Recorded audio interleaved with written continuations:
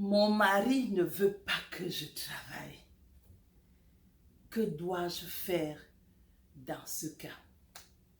Oui, c'est une préoccupation de beaucoup de femmes aujourd'hui. Certaines sont vraiment frustrées dans leur foyer parce que le mari ne veut pas qu'elle aille travailler en dehors de la maison. Que faut-il faire dans ce cas? Je dirais tout d'abord que ça commence toujours par le départ, pendant les fiançailles.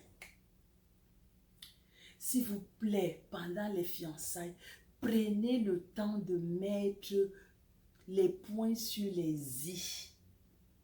Ne passez pas le temps à raconter, faire des romances. Ce n'est pas mauvais, mais il faut que ça soit clair dans l'esprit de l'un et de l'autre. Donc, pendant les fiançailles, demandez à votre fiancé son avis s'il aimerait que vous travaillez ou pas.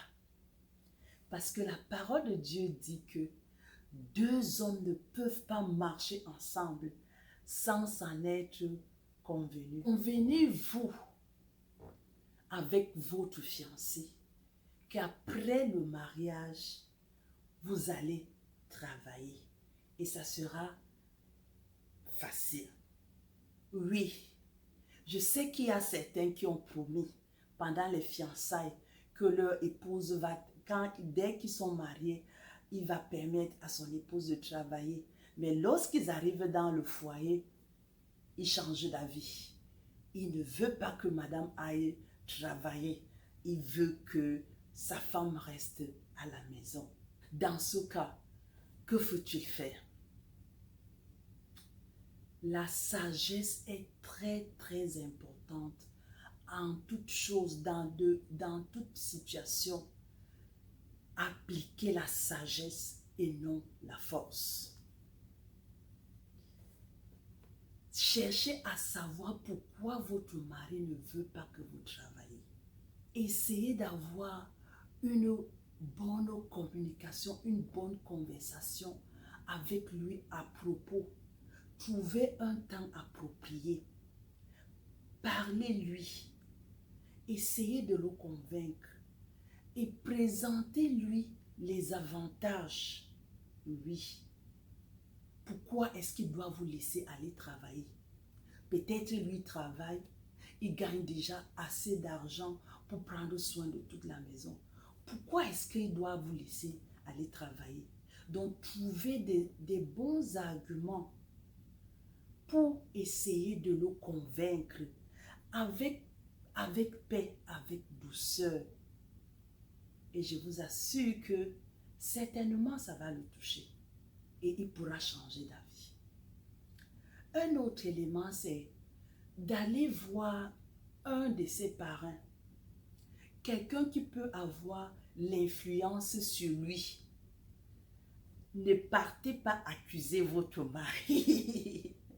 Non, allez juste expliquer la situation et demander de l'aide aux parents, d'essayer de convaincre votre mari de vous laisser travailler. Un autre point très important, n'utilisez pas la force. Ne faites pas le bras de fer avec votre mari. Je vous assure que vous ne gagnerez jamais sur ce terrain. La parole de Dieu dit que l'homme est le chef de la femme.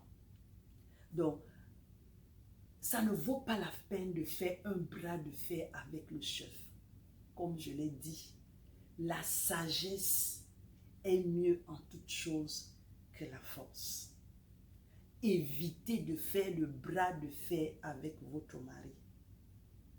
Parce que si votre mari sent que vous voulez aller travailler juste pour venir le concurrencer à la maison, je vous assure qu'il ne vous laissera pas. Donc, évitez la force et le bras de fer. Utilisez plutôt la sagesse. Un autre élément, il faut être patient. Parce que je sais qu'il y a certains hommes, ce n'est pas facile de les convaincre. Première approche, laissez-lui le temps. De temps en temps, rappelez-le lui.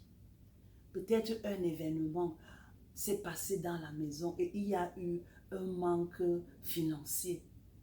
Rappelez-le lui gentiment que chérie, tu vois, si je travaillais, tu vois, mon salaire pouvait nous permettre de combler ce vide-là. Il va noter ça. 2, 3 fois. Non, ça va travailler. La patience en toute chose est très importante. Et sachez que même la vie va l'instruire. Les occasions de la vie va lui faire réfléchir. Et un jour, c'est lui-même qui ira vous chercher le travail. Le dernier point, qui est pour moi un point très important, que nous avons toujours tendance à négliger, c'est de prier. Faire recours au Seigneur. Oui, le Seigneur m'avait donné cette leçon. Que sache qu'un homme ne peut pas changer un autre homme. Ce n'est pas possible. C'est moi, Dieu, qui peut changer le cœur de ton mari. Donc la solution, c'est que tu viennes me voir devant toute situation. Et c'est ça que je fais. Je vous assure que ça marche. Donc dans ce cas, quand vous avez déjà essayé le peu que vous avez essayé de faire et ça n'a pas marché, ne vous découragez pas. Allez devant le Seigneur. C'est notre Père à tous. C'est ton Père, c'est le Père de ton mari. Si vous êtes vraiment des chrétiens. Et lorsque tu vas devant le Seigneur, ne pas porter plainte à ton mari devant Dieu. Parce que nous les femmes, nous savons très bien le faire. Au lieu d'aller prier pour ton mari, tu peux prier contre ton mari. C'est-à-dire que tu amènes ton mari devant le tribunal, tu commences à l'accuser devant le Seigneur. It doesn't work. Ça ne va pas marcher. Va avec humilité devant le Seigneur et présente-lui la situation. Que Seigneur, regarde, vraiment, j'aimerais contribuer au progrès financier de mon mariage et même au progrès financier du royaume des cieux. Je suis bloquée parce que mon mari ne veut pas que je travaille. S'il te plaît, est-ce que tu peux toucher son cœur? Je vous assure que si vous êtes sincère dans votre prière, le Seigneur va changer le cœur de votre époux. Parce que la parole de Dieu dit que ce qui est impossible aux hommes est possible à Dieu. Parce qu'avec Dieu, tout est possible. Ne négligez pas cet élément qui est la prière. Donc, en résumé, que faut-il faire lorsque votre mari ne veut pas que vous travaillez? Premièrement, essayez d'aborder le sujet avec amour et douceur. Débattez avec lui. Si ça ne marche pas, faites recours à un parrain, quelqu'un qui peut le convaincre de vous laisser travailler. Troisièmement, n'utilisez pas le bras de fer ou la force avec votre mari. Ça ne marchera pas. Plutôt, utilisez la sagesse. Parce que la parole de Dieu dit que la femme sage, c'est celle qui bâtit sa maison. Parce que vous voulez bâtir votre maison. Donc, utilisez la sagesse et non la force.